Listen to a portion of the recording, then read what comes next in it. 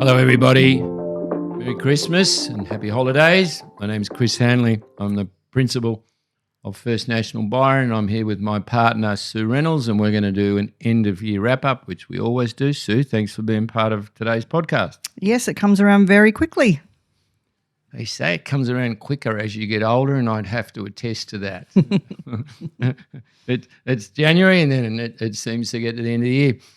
We always start our end-of-year podcast by looking backwards.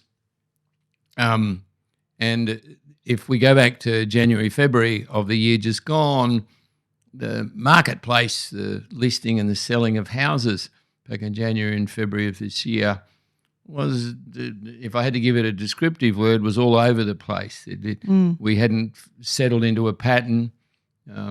Some of the months and weeks were difficult. There wasn't a lot of transactions. If you had to look back over 2025, give us a couple of the words to summarise the market as you've seen it. It's been turbulent. It's been positive. It's been well stocked. Sales numbers are strong. Well stocked is interesting. We're sitting here a week out of Christmas now, and if you look around our marketplace, there's probably more stock around now than you and I have seen for quite a while, whether it's in the old part of Byron, which people call the Golden Grid, or whether it's over in the hills behind Mullum or all the other areas. Yeah, you're right. There's probably two pockets that are undersupplied at the moment, and they're a very similar demographic of buyers, and that's the non-beach side of Suffolk Park and Sunrise Beach, where it's mostly permanent occupants, families, mixed demographic, very similar price ranges, and they're both understocked at the moment. Isn't Sunrise Beach, we talk about it every year, this amazing anomaly of a place 20 years ago that was completely different to what it is now. If you look at the house prices we get, for those of you who don't know our area very well, Sunrise is a few kilometres from where we sit in the centre of town. Originally, it was one of the only areas in town where rental accommodation was built, investment properties. It was a sandy area that took many years to sell the original blocks of land. And now we regularly sell houses there at more than $2 million, and we've never got enough stock, have we? No, and it's following very much the history of beachside Suffolk Park, and that really accelerated in capital gain when the non-beach side of the road started to be developed, and that's exactly what's happening out there now. Let's talk a little bit about who's bought property from us and talk about the people, the buyers and the inquiries we get. If you look back, is there any changes? Are we still getting buyers from the same place? We analyse here at First National Byron every quarter where our buyers come from. What's changed? Sydney's consistent. It always is, mostly eastern suburbs, northern beaches. What's changed is the amount of buyers coming from our northern areas, Brisbane, Gold Coast, even around the Pottsville sort of area as well. In recent weeks, Melbourne has always been a smaller part of our market. They seem to go further north around Gold Coast, Noosa. But in recent weeks, I've definitely had an increase of calls and people saying they want to move. All our schools are full. For those of you from other areas, we've got a lot of schools in this area. High schools, Steiner schools, community schools, public schools. We've got lots of them. They're all full. There's a lot of people moving here with children, which we love, and the schools all love. It's difficult. You can get spots, but it's very, very difficult.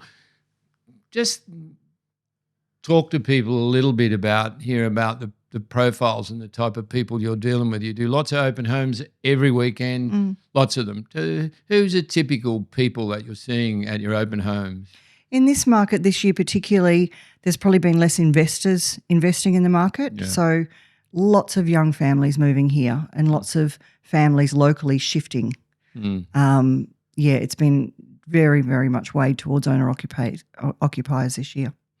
The interest rate didn't make a whack of difference, the changes really this year. Maybe a little bit, but I think everyone was expecting in real estate you drop the interest rates and the sales would go up. We had quieter months after interest rate drops, which is bizarre.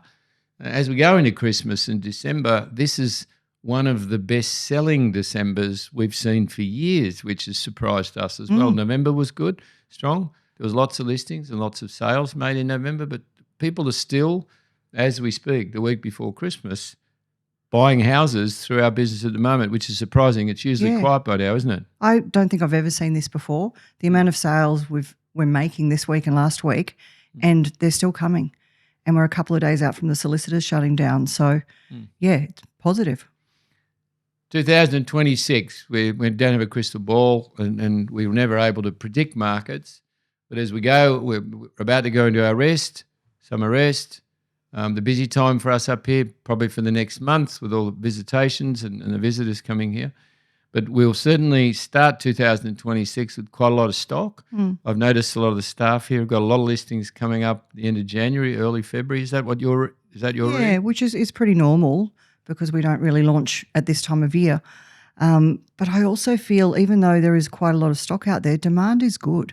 If the properties are priced correctly, we're still getting competition. I want to also on this podcast say how sad we all here are at First National Byron and our community up here about what's happened in Bondi this week.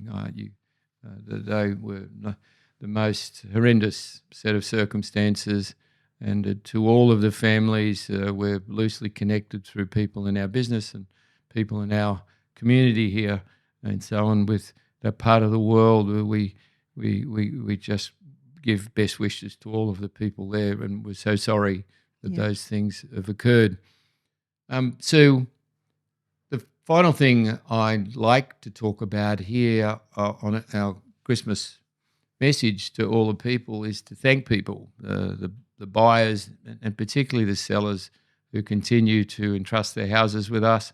We're honoured always, very much, when people give us their largest asset. Do you want to say anything to your clients? Yeah, I absolutely agree, Chris, and also to the wonderful members in our community who also refer us to their family and friends. It means a lot to receive that trust, and it certainly supports our business. So thank you.